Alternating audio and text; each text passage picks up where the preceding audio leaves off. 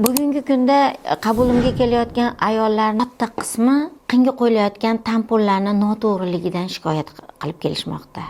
Qo'lbola qilingan tamponlar, nimadan tayyor bo'lgan, bilmasdan qo'yilgan tamponlar, qinni toraytirish vositalaridan foydalangan ayollarimiz murojaat qilishmoqda.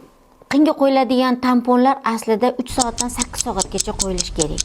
Lekin biz ayollarimiz qo'ygan tamponlari esidan chiqadi-da, bu narsa qinni kuyish darajasiga olib kelmoqda. Shunday holatlar bo'lganki, tamponlari qolib ketib, ayollar o'zlari ola olmasdan qinni shikastlanishi, qon aralash oqmalar kelishigacha olib kelgan.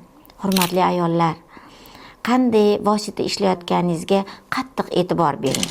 Agar sizda siydik tutolmaslik, qindan har xil hidli ajralmalarni kelishi yoki qin tarafdan havoni chiqishi, qinni kengayishi kabi shikoyatlaringiz bo'lsa, siz qayerda yashashingizdan qat'iy nazar o'zingizni ginekolog shifokoringizga borib davo choralarini toping.